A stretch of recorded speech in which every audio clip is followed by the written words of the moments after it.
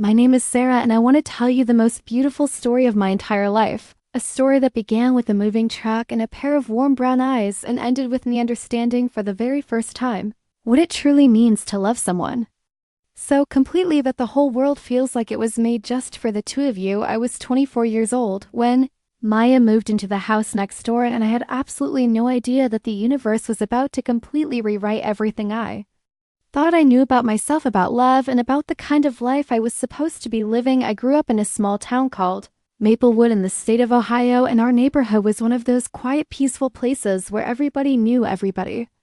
And the summers were long and golden, and the winters were soft with snow that piled up on the front porches and the oak trees that lined the street. I had lived in the same house my entire life, the same yellow house with the white shutters and the big wraparound porch where my mother used to sit in the evenings drinking her sweet tea and watching the fireflies come out after dark. My father had built that porch with his own hands when I was just a baby, and every time I sat on it, I felt the history of my family soaked into every plank of wood. Growing up, I was what people called a tomboy. I preferred climbing trees to playing with dolls, and I spent most of my summers either riding my bike around the neighborhood or reading books under the oak tree in our backyard. I was never much interested in the things that other girls my age seemed to be interested in. I never got excited about makeup or boys or the kind of conversations that happened at sleepovers about who liked who and what it would feel like to be kissed by someone you had a crush on. I just never felt that particular excitement, and for a long time, I thought maybe something was a little bit wrong with me, like I was missing some crucial piece of the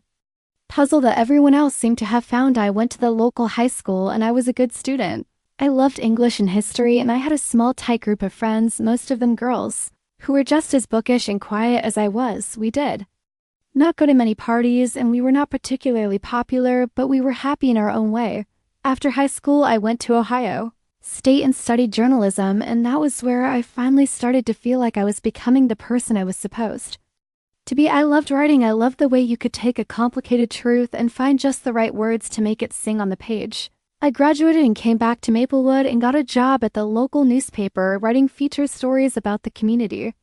And I rented an apartment for a couple of years before eventually moving back into my childhood home after my parents decided to retire to Florida. That was how I ended up alone in that yellow house with the white shutters and the wraparound porch in the summer of my 24th year, and that was exactly when Maya Race pulled up in a big white moving truck and changed everything. It was a Saturday morning in late June, and the air already had that thick, humid quality that Ohio summers are famous for. I was sitting on my porch with a cup of coffee and a book trying to get through the first chapter before the heat became too oppressive, and that was when I heard the rumble of the truck coming down the street. I looked up and watched it slow down and then pull carefully into the driveway of the house next door, which had been empty for about 3 months.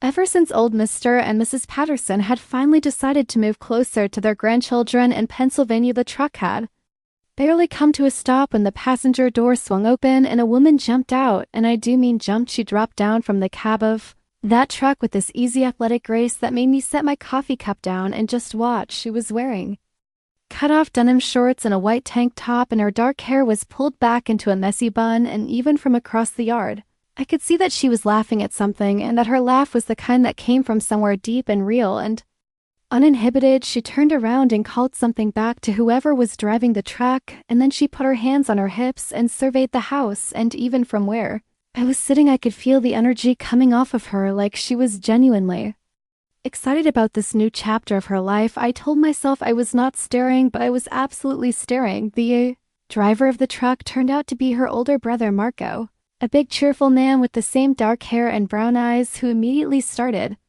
complaining good-naturedly about how heavy all of her boxes were and how she had clearly never heard of downsizing.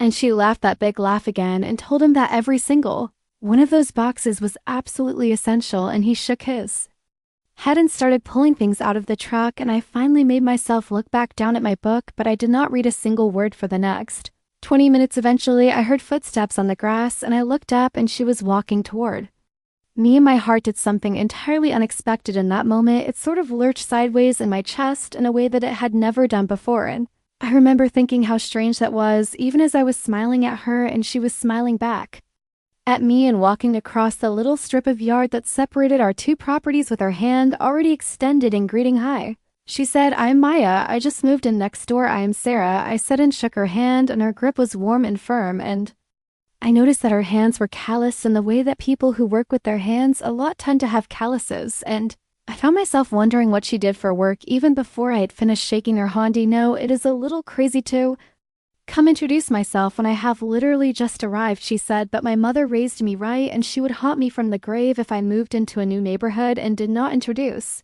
myself to my neighbors on the first day." I laughed at that and said that I thought it was actually a really lovely thing to do. And I offered her a glass of water or lemonade because the heat was already something fierce, and she said yes, please, to the lemonade, and just like that we were sitting on my porch drinking lemonade together like we had known each other for years. She was from Columbus originally, she told me, but she'd been living in Chicago for the past 4 years working as a carpenter and furniture maker. She had a small business making custom handcrafted furniture, and she decided it was time to leave the city and come somewhere quieter, somewhere she could have a proper workshop and a yard and a little more room to breathe. She had found the house in Maplewood through an online listing and had fallen in love with it from the photographs, and the price was right. And so she just decided to do it, to make the leap. That explains the calluses, I said without thinking, and then felt heat rise in my cheeks because that was a weird thing to say to someone you had just met. But she just looked at her hands and grinned and said, "Yeah, I guess it does." We talked for almost 2 hours that first morning while her brother moved boxes around next door and occasionally called out to her asking where things should go, and she kept calling back instructions without ever fully leaving our conversation. And I found myself thinking that she was the most effortlessly engaging person I had ever met. She had this way of listening that made you feel like what you were saying was genuinely the most interesting thing she had heard all day, and she asked questions that went deeper than the usual getting to know you small talk. She asked me what I loved about writing, what it felt like to find the right words for something complicated, and I had never been asked that question before, not like that, not with someone actually waiting to hear the real answer, and I found myself saying things I had not said out loud before about how language felt like this incredible gift, like having a key that could unlock any door. She listened and nodded, and her eyes were very warm and very steady, and I felt seen in a way that made me both comfortable and slightly unsettled. At the same time, eventually, Marco appeared at the edge of the yard and said that he needed help figuring out how to get the workshop table through the back door, and she jumped up and apologized for abandoning me, and I said, "Please do not apologize.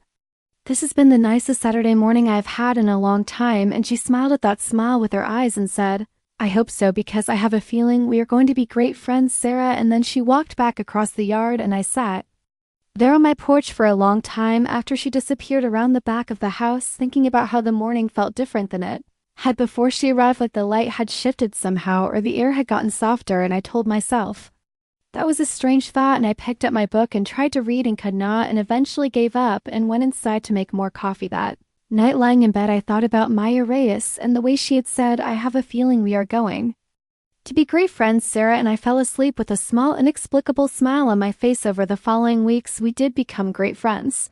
It happened so naturally and so quickly that looking back, I cannot even identify specific turning points. It was more like a river that simply runs in one direction, and the direction was always toward each other. We started having coffee together in the mornings, her coming over to mine or me going over to hers, and those mornings stretched longer and longer until sometimes we were still sitting at the kitchen table talking at noon. She would show me things she was working on in her workshop, which she had set up in the big garage behind her house.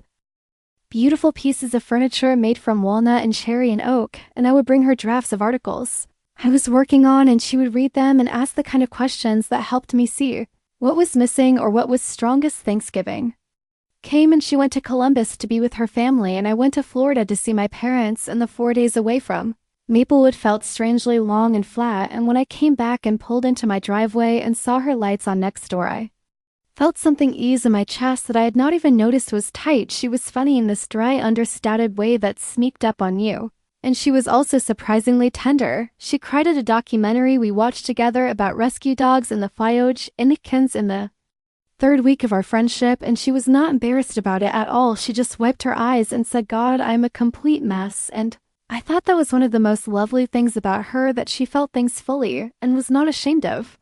I started noticing things about her, the way she tucked her hair behind her ear when she was concentrating, the way she bit her lower lip when she was trying not to laugh, the way Her face changed when she was really engaged with something like. The light inside her turned up a few notches. I noticed these things and I told myself, I was just paying close attention because that is what writers do. Writers observe the details of people in the world. And that is all this was, but somewhere.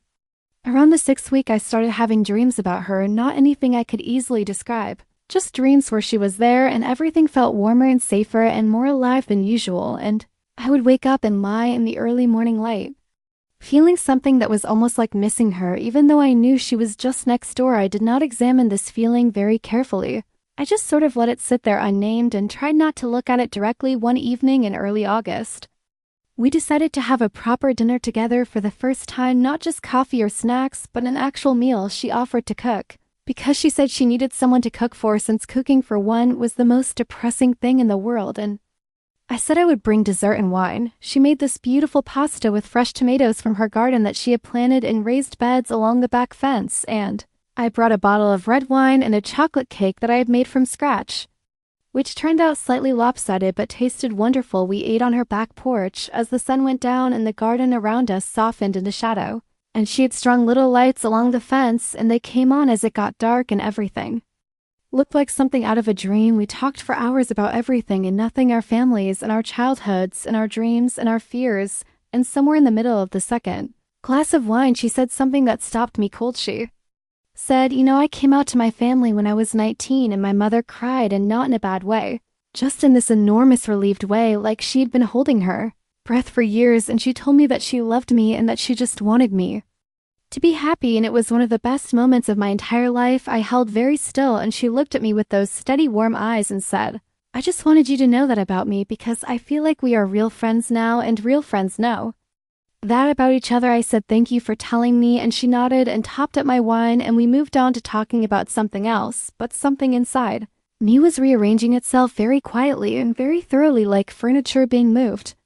In a dark room that night, walking back to my own house across the narrow strip of yard between our two houses, I looked up at the stars and felt like I was standing at the edge of something enormous, and I did not know whether I wanted to step forward or step back. I had grown up in a religious household, not harshly so, but quietly so, in the way that a lot of small-town Ohio households were religious, and I had never really thought very much about my own sexuality because I had never felt anything strong enough to make me think about it. The boys I had dated in college had been fine, pleasant even, but there had always been something slightly performative about it, like I was playing a role I had been assigned and playing it reasonably well, but without any real investment, and I'd attributed that to being introverted or to not having met the right person yet. But lying in bed that night after Maya's dinner, I finally let myself look directly at the thing I had been not looking at for weeks, and what I saw was that I was falling in love with her and that this feeling was the realest and most natural thing I had ever felt in my entire 24 years on this earth, and that everything before it had been quieter and less vivid, like a song heard through a wall rather than played right next to you. I lay there for a long time with that knowledge settling into me, and it was terrifying, and it was also like coming home to a place you did not know you had been missing. The next few weeks were both wonderful and quietly agonizing because I was spending as much time as ever with Maya, maybe more, and every moment with her felt illuminated from within, like everything had a slightly higher resolution when she was there. But I was also carrying this enormous secret right next to her, and I did not know what to do with it. She was so warm and so easy to be with, and I thought about telling her every single day, and every single day I talked myself out of it. I was afraid she might not feel the same way. She was my neighbor and my closest friend in Maplewood, and if I said something and she did not feel the same way, things would become awkward and strange, and I might lose her, and I could not bear that. The thought of losing her friendship was genuinely awful to me, so I said nothing and I loved her quietly, and I told myself that was enough. In September, she started a big commission project, a dining room table and 8 chairs for a wealthy family in Columbus, and she was in our workshop for long hours, and I missed her more than I would admit to myself. I brought her lunches sometimes and left them on her workbench, and she would come out dusty and bright eyed to eat them and tell me about the project. And those 15 or 20-minute breaks felt like the best parts of my days. One evening she called me from next door, and her voice was different, tired, and something else, something quieter, and she asked if I could come over, and I went immediately, without asking why. When I got there, she was sitting on her kitchen floor, which should have been strange, But it was not because Maya was the kind of person who sometimes needed to sit on floors, and she had a mug of tea in both hands, and she looked like she had been crying. I sat down on the floor next to her, and she told me that her mother had called that afternoon with some health news, nothing immediately life-threatening, but serious enough to require treatment, and I did not say very much. I just stayed on the floor next to her and let her talk, and when she ran out of words, I put my arm around her and she leaned her head against my shoulder, and we sat there like that for a long time in the quiet kitchen while the tea cooled in her hands. She said thank you eventually in a very small voice, and I said of course, and she turned her head a little and looked at me from very close and said, "I'm so glad you live next door, Sarah," and I said me too, and meant it with everything. We stayed on that kitchen floor for probably another hour before she finally said she was tired and needed to sleep, and I walked back across the yard to my house in the dark, and I stood on my porch for a moment before going in, and I thought that whatever this was, whatever I was feeling for her, it was not just attraction. It was something bigger and steadier and more essential than that, and I had no idea what I was going to do about it. October arrived, and with it the most beautiful autumn. I could remember the oaks and maples turning into torches of gold and red and orange, and the air sharp and sweet with that particular smell that October has in Ohio. I loved October, and so did Maya, and we started taking walks in the evenings after dinner through the neighborhood and the park at the end of the street, and those walks became something I looked forward to all day. We talked on those walks about everything. Her mother was responding well to treatment, which was an enormous relief, and her commission project was almost done, and she was excited about the next one. She asked me once during one of those walks if I had ever been in love, and I felt my heart stop and then restart, and I said I did not think I had been. Not really, and she was quiet for a moment, and then she said me neither, not the kind that really counts, and I wanted so badly to say something, but the words would not come. That we walked in silence for a little while after that, in a silence that felt weighted with something unspoken. November came, and the trees went bare, and the first cold settled in, and we started spending more evenings inside together, watching movies and cooking dinners and playing records. Maya had an extraordinary record collection, and she would put on something and close her eyes and just listen for a minute before she started whatever she was doing, and I loved watching her do that. One evening she put on an old Nina Simone album, and I can close my eyes right now and be back in that kitchen, the warm light and the smell of the soup she was making, and Nina Simone's voice filling the room like something sacred, and Maya swaying slightly while she stirred, and I thought I will remember this moment for the rest of my life. She texted me before I had even gotten out of my car saying, "Welcome home, neighbor," and I stood in my driveway in the cold November night smiling at my phone like a complete fool. December arrived, and with it the Christmas lights going up on all the houses on the street, and the smell of wood smoke from chimneys, and the particular cozy quality that winter gives to being inside. We started a tradition of hot cocoa on Sunday evenings, where one of us would make a big pot, and we would sit together with blankets and candles and either talk or read or watch something.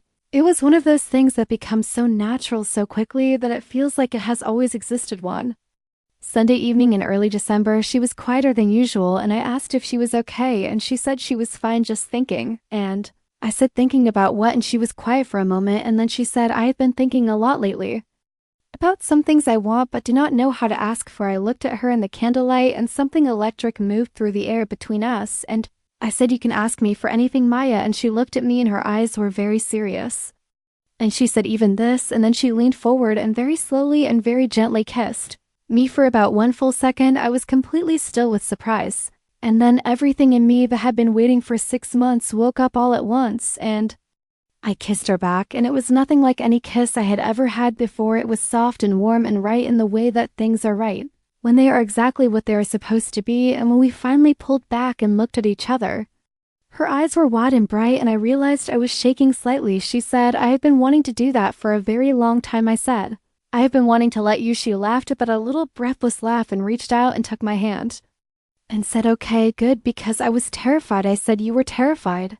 I had been completely falling apart for months, and she said, when I said, "Maya, I have been in love with you since probably July," and she put her free hand over her mouth, and her eyes got very bright, and she said, "Sarah, I have been in love with you since the first morning I came over and you gave me lemonade and told me about how language feels like a key." I stared at her and said, "You felt it then too?" And she said, "From that very first conversation, I felt something I had never felt before with anyone, and I was so happy when you asked me to stay for the lemonade, and so disappointed every time I had to leave, and so grateful every time you came over." We sat there on that couch in the candlelight, holding hands and looking at each other, and I felt like I was breathing differently than I had before, like the air had more oxygen in it or something, which I know sounds silly, but that is the only way I can describe it. And eventually she said, "So what do we do now?" And I said, "I think we go on a proper date." And she grinned at that and said, "I think that is an excellent idea." Our first proper date was the following Friday evening. She picked me up at my door, which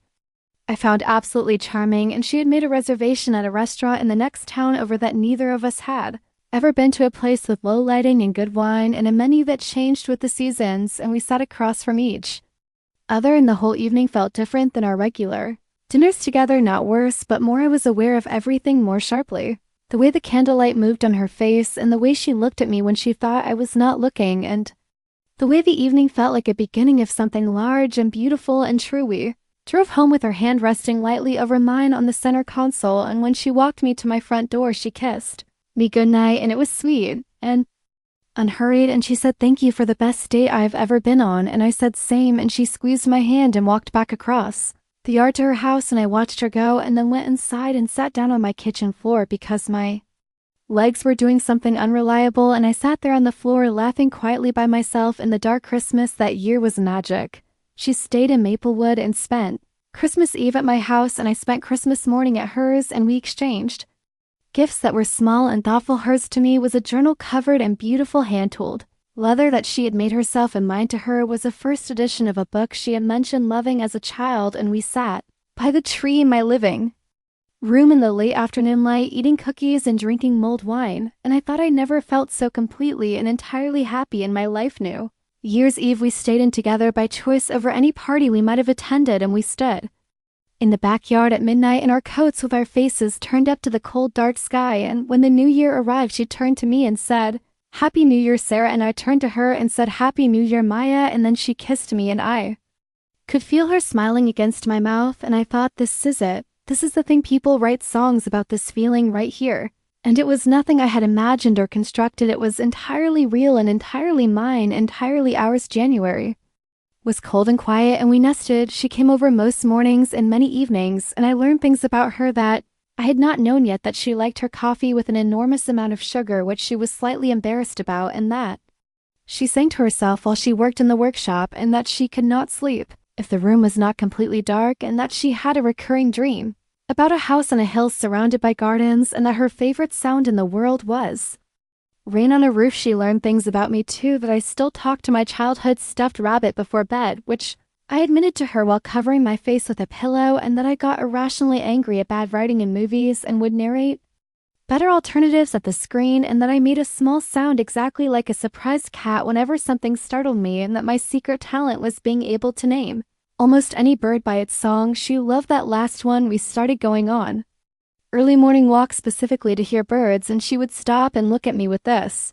delighted, expectant expression, and I would listen and say goldfinch or nuthatch or white-throated sparrow, and she would look so genuinely thrilled as if I had done something magical, and I loved making her look at me like that. February brought her workshop project, a beautiful custom bed frame commissioned by a couple in Columbus, and she was working long hours again, but different from October this time, because now I could come and sit in the workshop while she worked and hand her tools when she asked, and she would explain what she was doing and why, and I found that I loved learning about wood, the way each species has its own character, and the way the grain tells a story about the tree it came from. And she was a patient and enthusiastic teacher. One evening I was sitting on a stool in the workshop reading while she worked, and the radio was playing something soft, and she stopped what she was doing and came over and said, "Come here," and I put down my book, and she took my hands, and we danced very slowly in the middle of the sawdust-covered workshop floor, and I rested my forehead against hers and thought I would not trade this for anything in the entire world. Valentine's Day, she surprised me.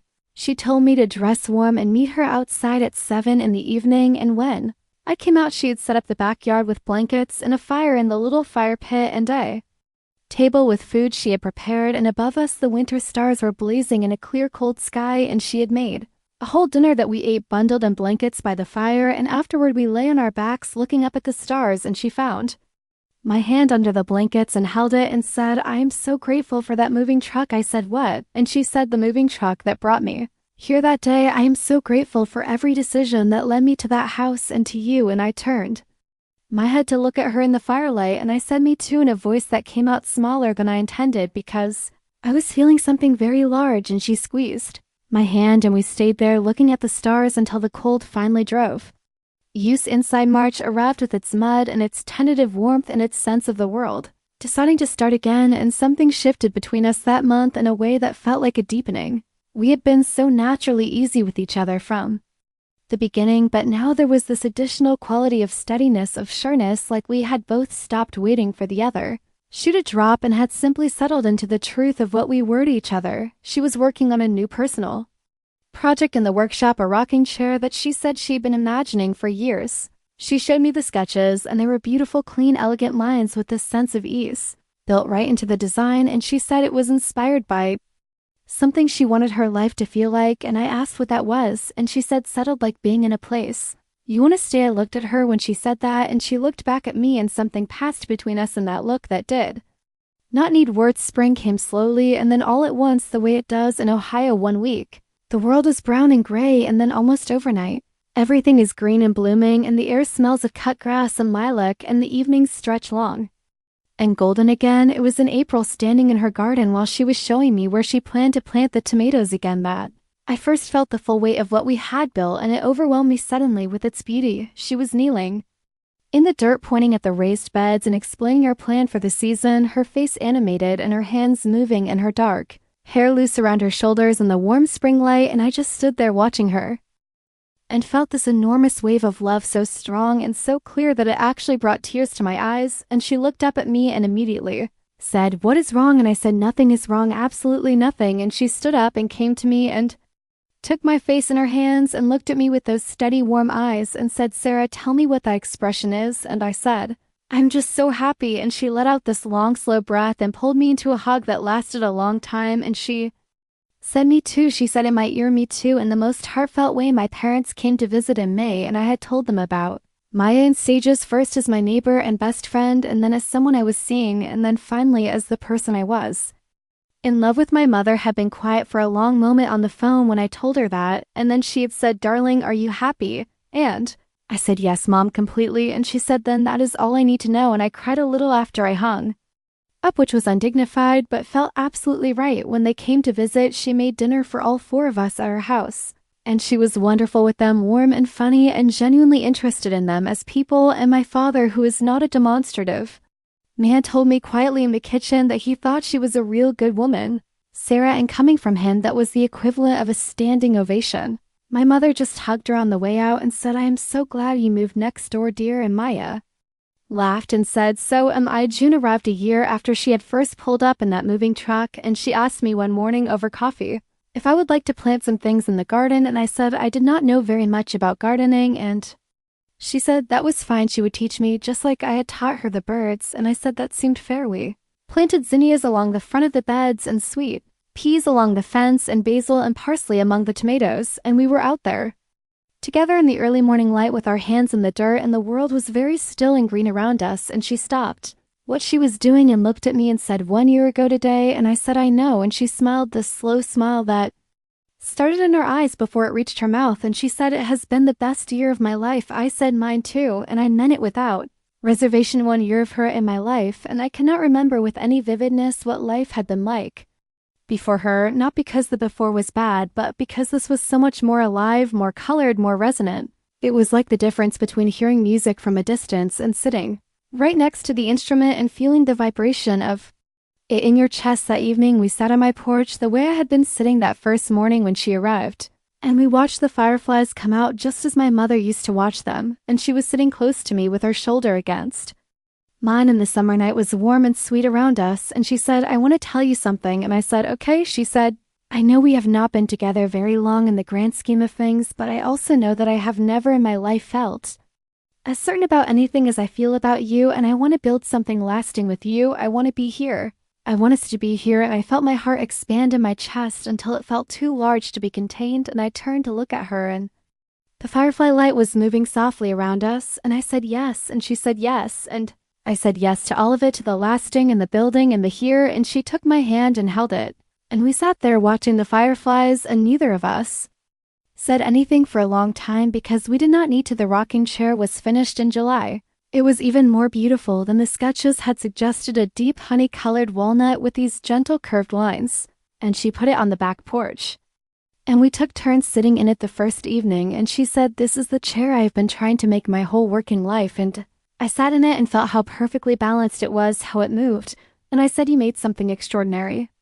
And she said I was inspired and looked at me in a way that made the words land with their full intended weight. We had her brother and his wife over for a big backyard dinner in August, and they were wonderful. Her family was loud and warm and affectionate in this easy physical way, and Marco kept pointing at us and saying this is the best thing I ever helped move into a house, meaning the furniture, meaning that his driving the truck had ultimately led to this, and we all laughed every time he said. I wrote about love that summer for the first time in my journalism career. My editor wanted a personal piece for the paper's anniversary issue, and I wrote about what I had learned about love in the past year. I wrote about how love does not always announce itself with fireworks. Sometimes it announces itself with a cup of lemonade on a summer morning, and then it grows so quietly and so naturally that one day, you look around and realize it is everywhere. It is in the garden and on the porch, and in the workshop and in the kitchen, dancing on a sawdust floor. And when you try to remember the time before it, you cannot quite do it, and you do not want to. She read it before I submitted it, and when she finished reading, she was quiet for a moment, and then she said, "This is the most beautiful thing you have ever written." And then she said, "Can I keep a copy?" And I said, "Of course." And she folded it very carefully and put it in a drawer in her workshop, and she said, "I'm going to read this whenever I need reminding." And I said, "Reminding of what?" And she said, "Of how good everything is." September came, and with it the beginning of the second autumn of our lives next door to each other, and it was different from the first one because this time I walked into it knowing exactly how I felt about the person walking next to me through all that gold and red. October, I had no secrets from myself anymore, named feelings sitting in the corner of the room, no careful avoidances, and there is something so freeing about that, about living in your own life without apology or confusion. And I want to say, for anyone who might be listening to this story, who's maybe where I was a year and a half ago, carrying something unnamed and unclaimed inside themselves, that the freedom on the other side of it is worth everything it costs to get there. We celebrated our first official anniversary in December, on the anniversary of that first kiss on the couch with the candles and the Nina Simone record that had been playing on her phone in the background. And she made the pasta with the tomatoes that she had preserved from the summer garden, and I made another chocolate cake, and this time it was not lopsided, and we sat at her kitchen table with the candles lit, and she poured the wine, and we looked at each other across the table, and she said, "Here is to the best decision I ever made," which was moving to Maplewood. And I said, "Here is to lemonade," and she laughed, that big, real, uninhibited laugh, and we clinked our glasses together. That was 18 months ago. Now I am sitting on my porch writing this story on a warm evening in June, and the garden is full and blooming, and the tomatoes are coming up, and the zinnias are brilliant orange and pink along the front of the bed, and from inside the house I can hear the record player, which is mine now too, because I'm here so often that all my favorite records live in her house, and I can hear Nina Simone, which has become our music, our particular soundtrack to everything. And I can hear Maya in the kitchen making something that smells extraordinary, and she will call me in soon, and we will eat together and then sit on the back porch in the warm evening until the fireflies come out, and it will be just another ordinary night in our lives, and it will be the most extraordinary thing in the world. I want to tell you the things I know now that I did not know before. Harry, know that love does not feel like I expected it to feel. It does not feel like falling. It feels like arriving. It feels like putting down something heavy you did not know you were carrying, and realizing how much lighter everything is without that weight. I know that the right person does not complete you. They clarify you. They show you the shape of yourself more clearly than you could see it on your own, not because they define you, but because in their presence, you have permission to be fully what you are. I know that coming out to yourself can happen quietly and gradually, and without any dramatic moment of revelation. It can happen in the accumulation of small, ordinary mornings over lemonade, and in the quality of dreams, and in the way your heart does something unexpected when someone walks toward you across a strip of lawn. I know that the life I was performing before was not bad, but it was not mine, and that mine turned out to be this yellow house, and this garden, and this woman in my kitchen, and these evenings on the porch, and the long walks in the workshop, and the birds and the records, and all of it, all of this ordinary, miraculous everything. I know that it is never too late to let yourself be who you are, and to want what you actually want, and to accept the love That is actually meant for you rather than settling for the shape of love that other people told you to want. She's calling me in now. I can hear her voice warm and carrying easily through the open window. Sarah, come and try this, and in a moment. I will close this notebook and put down my pen and go inside to her, and the evening will unfold in all its ordinary glory, and I will not take a single moment of it for granted. But first, I want to say one more thing. If you are out there somewhere, reading this or listening to this, and you have a feeling that you've been not looking at directly, a feeling that lies in the peripheral vision of your heart, I want you to know that looking at it directly will not destroy you. It will not make you someone unrecognizable to the people who love you. It will not cost you everything. In fact, it may give you everything it gave me. Everything it gave me, a woman who builds beautiful things with her hands and sings to herself while she works and cries at documentaries about rescue dogs and dances with me in the sawdust and puts my words in a drawer to keep them safe. It gave me mornings and evenings and all the hours in between. It gave me the life I was always supposed to be living, and it started with a moving truck and a pair of warm brown eyes and the most important cup of lemonade I have ever poured in my life. Her name is Maya, and she is the love of my life, and she used to be the girl next door. Sarah is calling me now from the kitchen, and I'm going in.